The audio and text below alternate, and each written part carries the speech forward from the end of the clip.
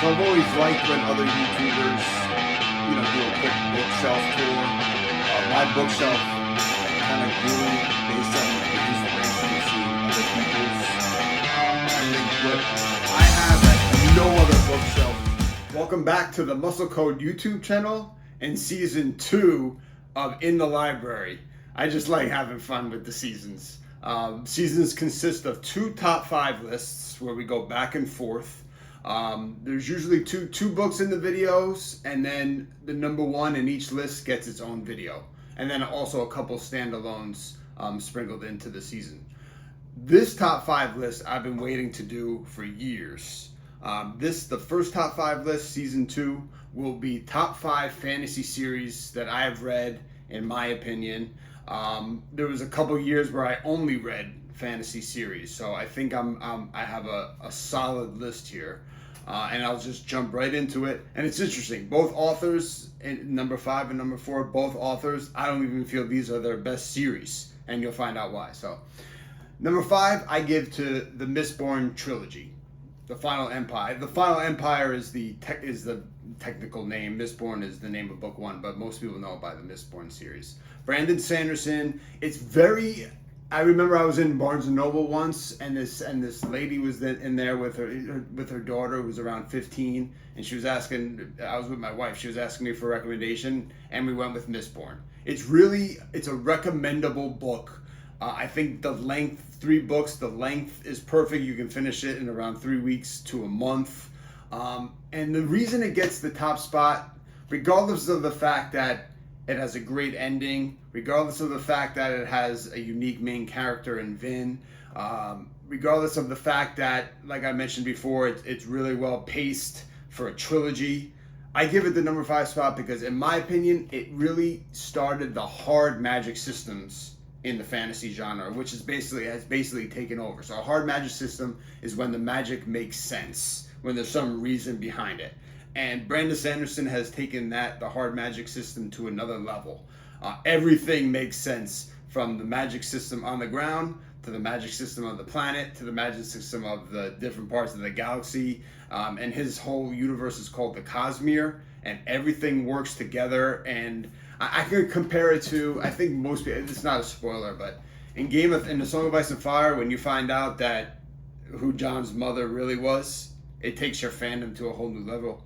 When you find out why, the power of the mists in Mistborn, why it's a mist, how the shards came down, and how it fits into the entire Cosmere, it takes your Brandon Sanderson fandom to a new level too. So number 5, Mistborn. Stormlight Archive is his other major series. It didn't make this list because it's very early in the series. It's not complete yet. It's huge.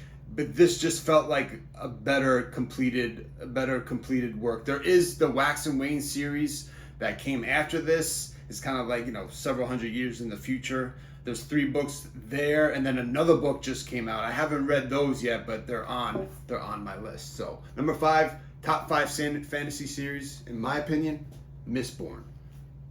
Jumping in to number 4 is Tad Williams' Memory, Sorrow, and Thorn.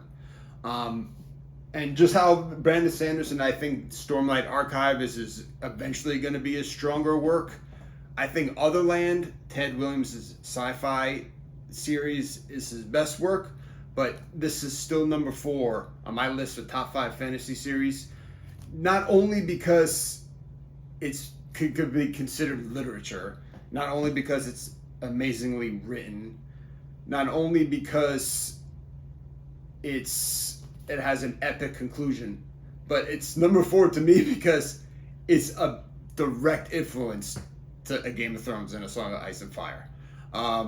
George R. Martin has even said it was one of his main influences. It's his number 1 influence. Like the parallels are right. If you finish this series, the parallels are staring you in the face. The Iron Throne is a Dragonbone trayer. It's made so the throne in this series is made of Dragonbone. In the Song of Ice and Fire, it's the swords that Aegon of his enemies.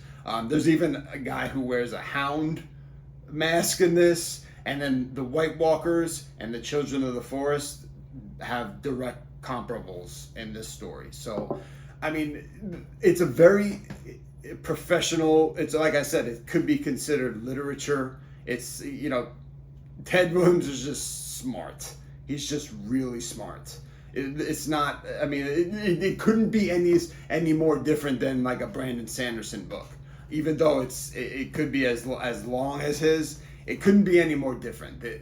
It's very professionally done. There's no over the top action scenes for the most part. It's very it's a slow build, but then it's almost elegant in its reveals, and it's and it's kind of like the quintessential sword fighting. It's just done in like a professional way, and it's very typical of the young farm boy or the young squire, the little kid who works in the castle ends up being the king, but it's just done in such a way that I would consider it literature, and it gets my number 4.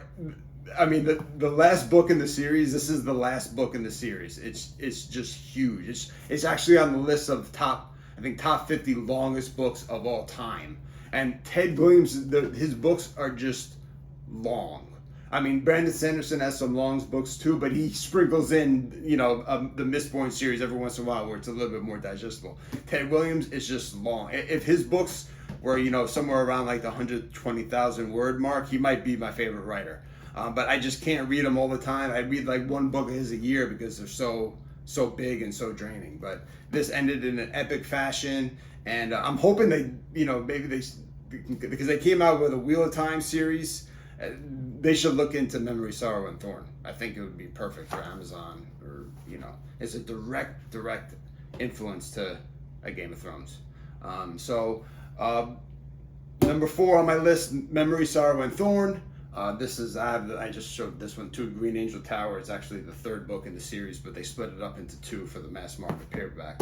And then next time we'll go into 2 and 3. And the reason I read so much is because I almost look at it as with a competitive nature, almost a sports aspect, a sports influence, where I want to know what's the best. That's why I had almost an insatiable hunger to read as many fantasy series as I can, to see, what's the best in my opinion, what's the top 5. So I'm excited for this list. I'm excited to get into number 2, number 3, and then eventually number 1. So thanks for stopping by. Hope to see you back.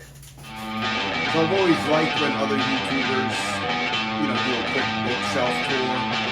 My bookshelf kind of grew based on the inspiration of seeing other people's. I think what